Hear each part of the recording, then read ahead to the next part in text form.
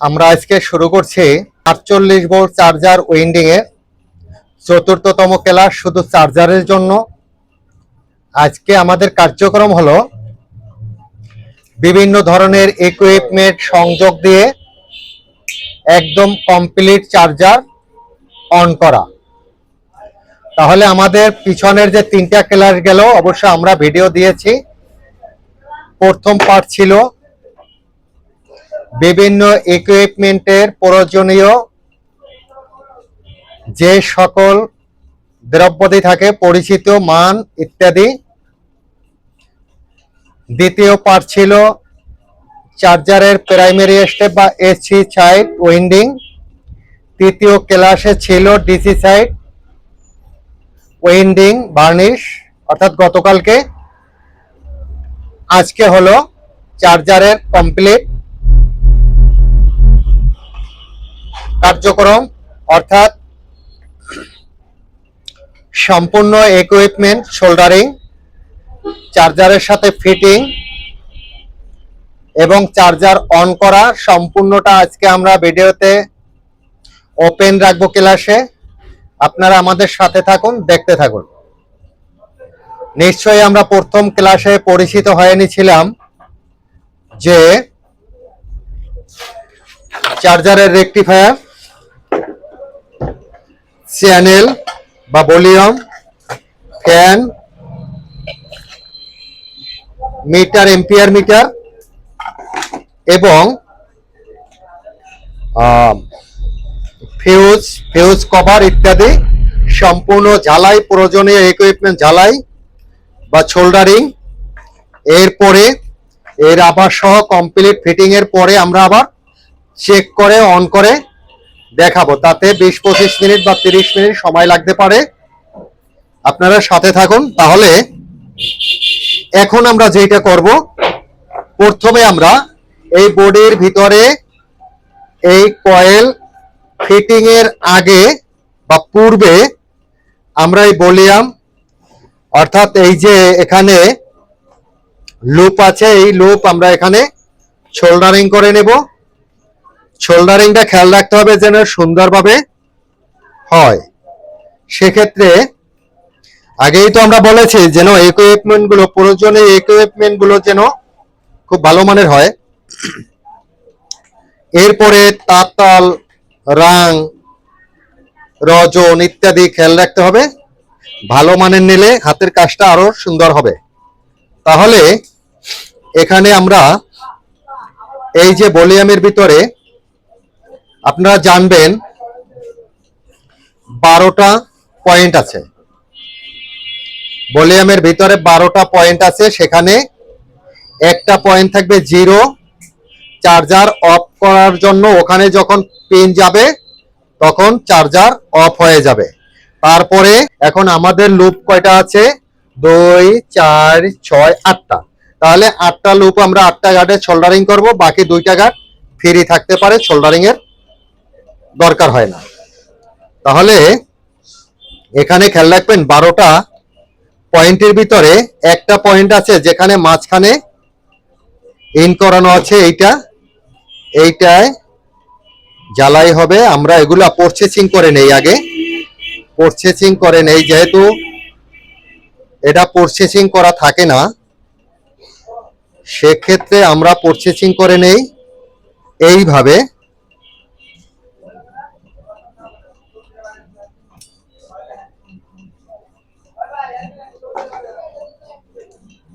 সুন্দরভাবে আপনাদেরকে আমি দেখাইতেছি।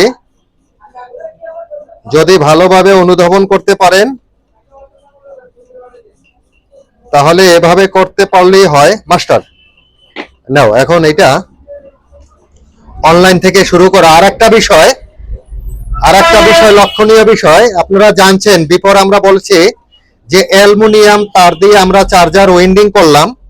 তাহলে অ্যালুমিনিয়াম তারের সাথে রেকটিফায়ারের সাথে যখন আমরা সোল্ডারিং করব তখন কিন্তু ঝালাই ধরে না।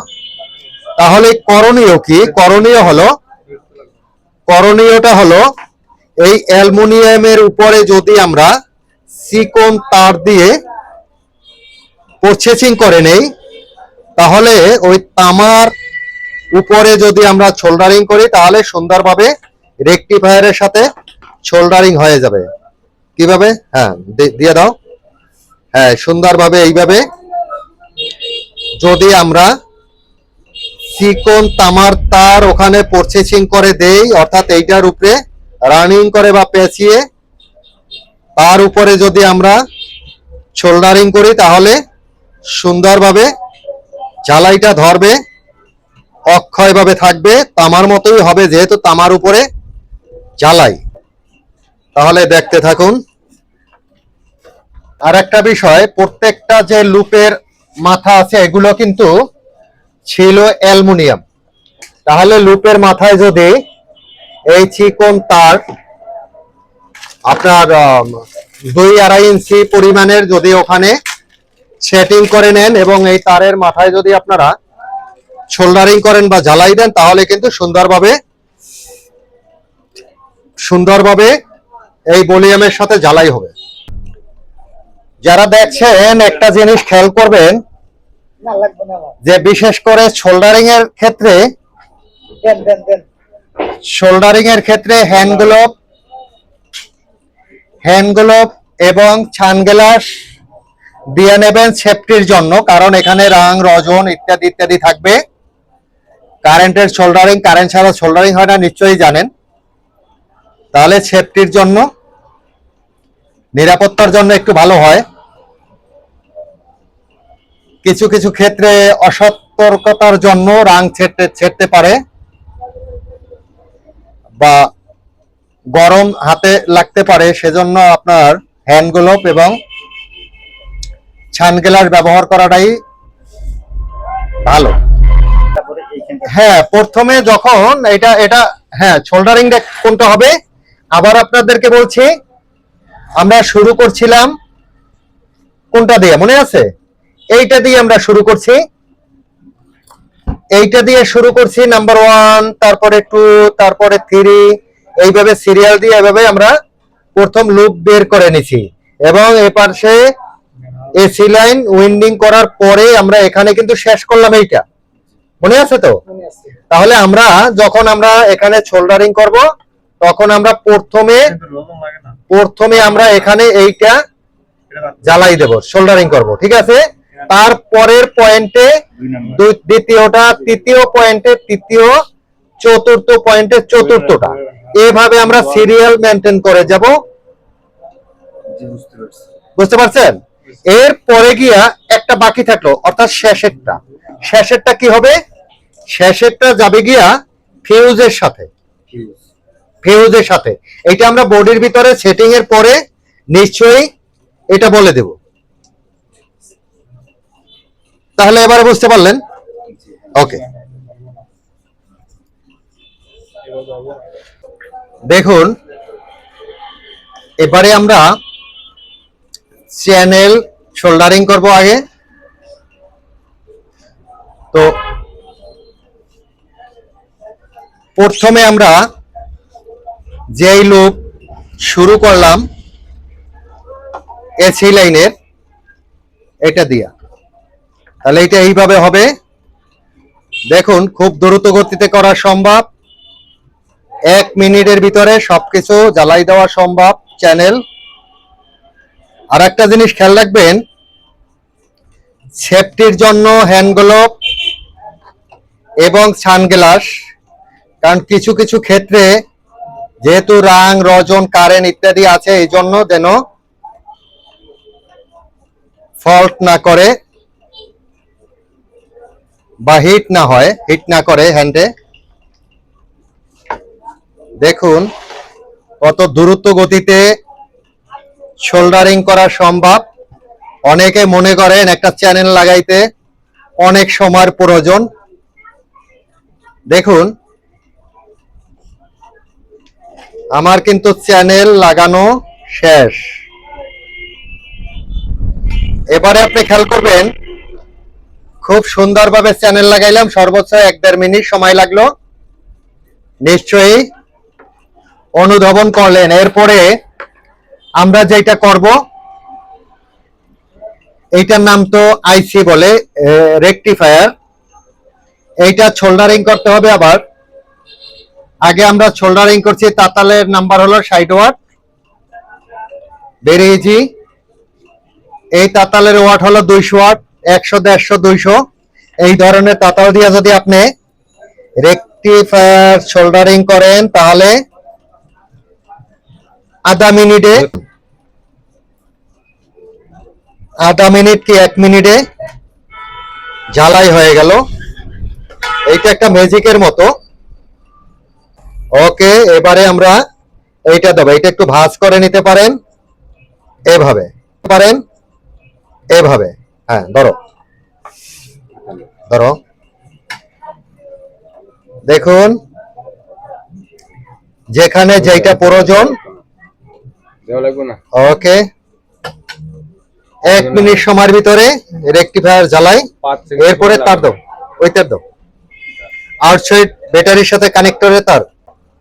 আর একটা জিনিস জানবেন যে এখানে কয়েলের ডিসি সাইডের 48 ভোল্টের জন্য যে দুইটা তার কানেকশন হলো, সোল্ডারিং করলাম। এরপরে বাড়তি দুইটা তার ব্যাটারির সাথে যে জয়েন্ট হবে চার্জারের সময়,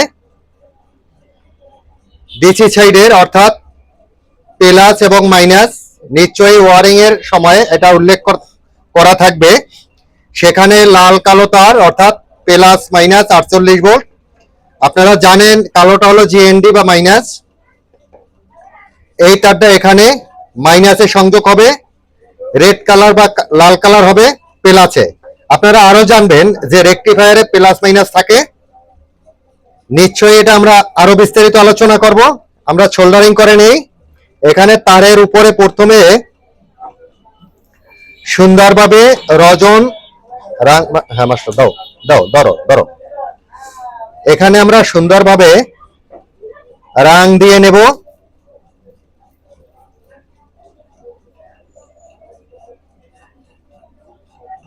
আপনাদের কি বুঝতে কষ্ট হয়? ক্লিয়ার? এই রাং দিলাম। রাং দেওয়ার পরে এই কালো তার আমরা দেব মাইনাসে সংযোগ দিলাম। খুব সময় লাগে না। হ্যাঁ, দাও, রাং দাও। খুব ভালোভাবে জ্বালাইটা দেবেন, তাহলে দীর্ঘদিন স্থায়িত্ব হবে। এবারে রেড কালার লাল তার বা প্লাসে আমরা সংযোগ করে নিলাম। এইটা এইভাবে একদম পানির মতো গলিয়ে যায় সেকেন্ডের ভিতরে, যদি আপনার সম্পূর্ণ ইকুইপমেন্ট ভালো মানের হয় তাহলে এভাবে সম্ভব। এখন দেখুন, ভেরি হার্ড। তাহলে আমাদের ভলিউম হলো, রেকটিফায়ার সংযোগ হইলো। এরপরে আমরা যেটা করব বডির ভিতরে সেটিং, তারপরে বাকি কাজ। তাহলে এখন যেহেতু আমাদের সোল্ডারিং হয়ে গেছে রেকটিফায়ার এবং চ্যানেল বা ভলিউম, এরপরে আমরা বডির ভিতরে সেটিং করব। তাহলে কি কি প্রয়োজন? Rubber, nut. এই নাট এইভাবে দিতে হবে। এরপরে এই প্রথমে রাবার দিতে হবে। হ্যাঁ মাস্টার, উঠাও। এরপরে এইভাবে দিতে হবে যেন এই যে ঠিক এইভাবে। উপরে আবার আরেকটা রাবার দিতে হবে। এরপরে দিতে হবে রাবারের উপরে সাপোর্টিং এর জন্য যে কোনো একটা এসএস বা টিন জাতীয় একটা কিছু। তারপরে নাট, ওয়াশার নাট, এটারে ঠিকভাবে ফিটিং করতে হবে। করার পরে এরপরে আমরা যেটা করব,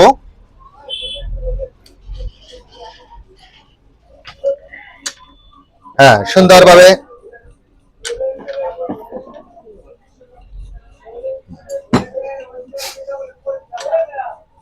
এটা তো সবাই পারেন, সবার জন্যই সহজ। কিন্তু নিয়ম কারণটা হইলো, হিসাবটা মনে রাখতে পারলে তাহলেই হলো। ওকে ওকে, তাহলে আমাদের এটা সেটিং হলো কয়েল খুব সুন্দরভাবে। এরপরে আমরা ভলিউম বা চ্যানেল নেব। তার আগে আরেকটা কাজ আছে বাকি। এখানে যে লাইট আছে সেই লাইট আমরা সেটিং করে নেব। এখানে খেয়াল রাখবেন, এখানে লাইটের ব্যাপারটা নেগেটিভ পজিটিভ থাকবে। এখানে এইভাবে দিতে হবে রাজাক ভাই, 2 মিনিট পরে এইভাবে দিতে হবে।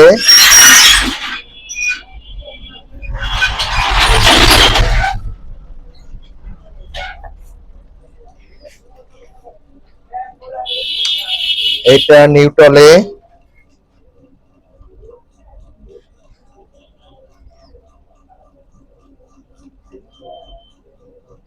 আপনারা জানবেন এখানে যে লাইটের 3টা পয়েন্ট থাকে, এখানে তার দেওয়ার পরে বিশেষ করে এটা মাপ দিলে আপনারা পাবেন, প্রথম যে উপরের তারটা থাকে লাইটের, এটা বেশিরভাগ ক্ষেত্রে হয়ে থাকে মাইনাসে, রেকটিফায়ারের মাইনাসে। তারপরে মিডলে যেটা থাকে মাঝখানে, এটা যায় প্লাসে বেশিরভাগ ক্ষেত্রে, তবে সর্বক্ষেত্রে নয়।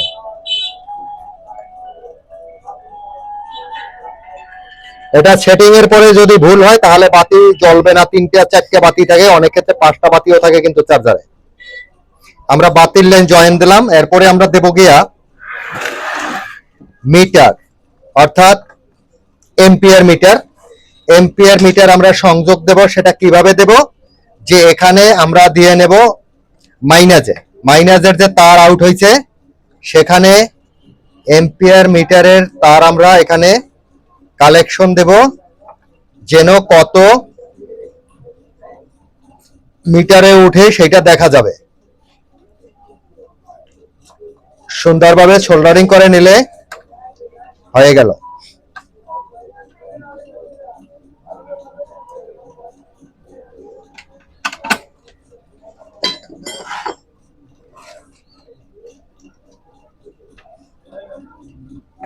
হ্যাঁ, চ্যানেল ভলিউম লাগাই ফেলাও। ওকে, তাহলে এবারে আমাদের কাজ বাকি রইল। কোনটা বাকি রইল? ফিউজ এবং মেইন লাইন। এরপরে থাকবে ফ্যান। ফ্যানের কাজটা আমরা সেটিং করে নেই।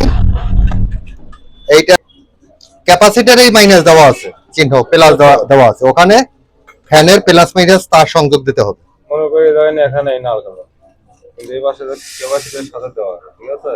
ক্যাপাসিটর লেখা থাকে। ই লাগবে, ক্যাপাসিটারে প্লাস মাইনাস লেখা আছে। এই সাইডটা না, ওই সিস্টেমে লাগাবো, তাহলে মনে করো কোনো সমস্যা নেই। ই লাগবে, এতে তার বাই করে নাই। এই তার দিয়ে দেই।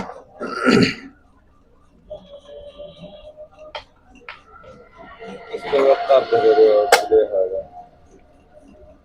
তো দেখুন, এখন আমরা শুরু করছি যে রেকটিফায়ার, আইসি, এম্পিয়ার মিটার, ফ্যান আমাদের কমপ্লিট। এখন চ্যানেলও কমপ্লিট। এখন আমরা করব যে এটা ফিউজের কাজটা। ফিউজের কাজটা কি? ফিউজের কাজটা হইল, এই যে এই লাইনটা যাবে কারেন্টের এসি লাইনে 220 ভোল্টে, এইটা দিয়েই কারেন্ট ভিতরে ইন করবে। তাহলে এখানে তার থাকে ভিতরে দুইটা তার, নেগেটিভ এন্ড পজিটিভ। তো একটা তার সরাসরি আমরা সংযোগ দেব আপনার ভলিউমের সাথে বা চ্যানেলের সাথে। ওই যে বলছিলাম যে 12টা পয়েন্টের ভিতরে একটা পয়েন্ট ইনসাইডে এখানে টাচ করা আছে, ঠিক ওইটার সাথে দেবো। কই রাং ধরো, এত মাস্টার থাকতে রাং।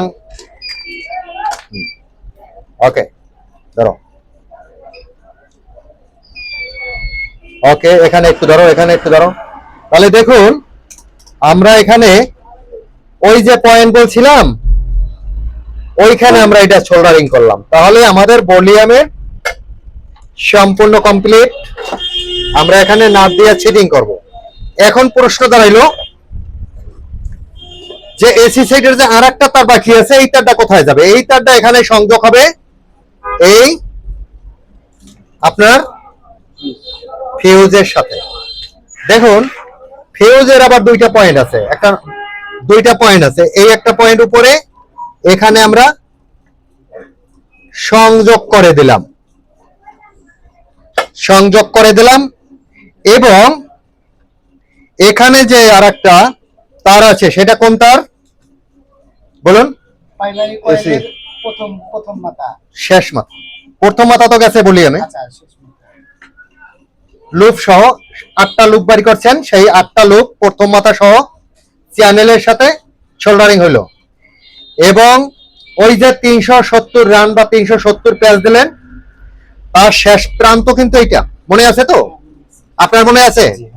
ওকে, তাহলে এই প্রান্তটা গিয়ে আমরা এখানে এই ফিউজের সাথে সংযোগ দেব। দাও রাং ধরো এখানে।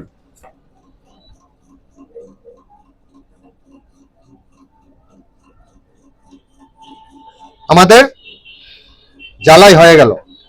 তা এখন দাঁড়াইলো যে দেখুন এইভাবে অন্য কেউ বলবে না যে এখান দিয়ে কারেন্ট ইন করলো, দুইটো তার, একটা তার চলে আসলো ফিউজের সাথে, ফিউজের ভিতরে ফিউজের কভারের ভিতরে 10 এম্পিয়ার বা 10 এম্পিয়ার একটা বাল্ব আছে, সেখান দিয়ে কারেন্ট পাস হয়ে আপনার কয়েলের এসি লাইনে চলে গেল। এসি লাইন থেকে সেই কারেন্ট আবার আসলো ভলিউমের যে 10টা চ্যানেল, সেই চ্যানেলের এই যে একটা কারেন্টের তার এখানে যে ভলিউমের টাচিং পয়েন্টে আছে এখানে সেট হলো। এখন দাঁড়াইলো গিয়া এখানে এটা হাট করেন, ফিটিং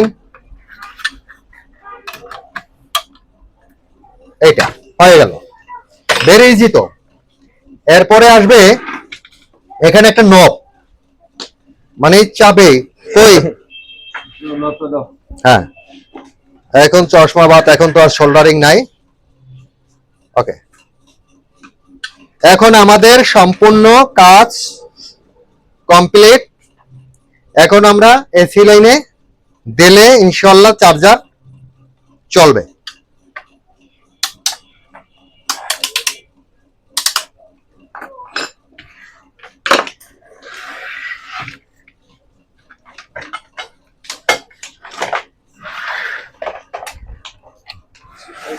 আমরা প্রথমে সিরিজ লাইনে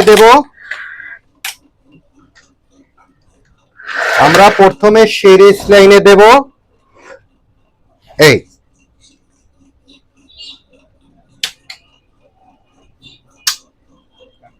আমরা অন করলাম। ওকে, ধরুন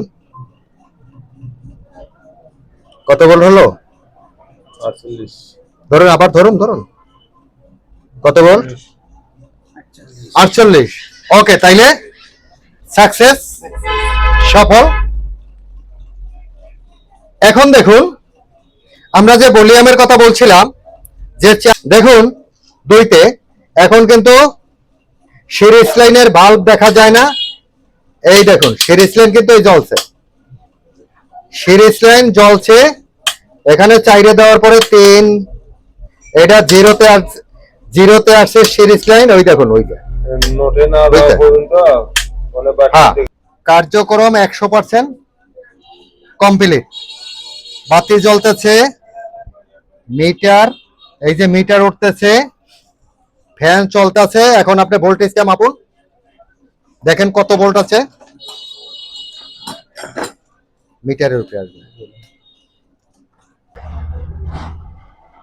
এই তাহলে আমরা 48 ভোল্ট পাইয়ে গেলাম। ওটা কিন্তু পুড়ে যাচ্ছে। হ্যাঁ, ওকে, থ্যাংক ইউ।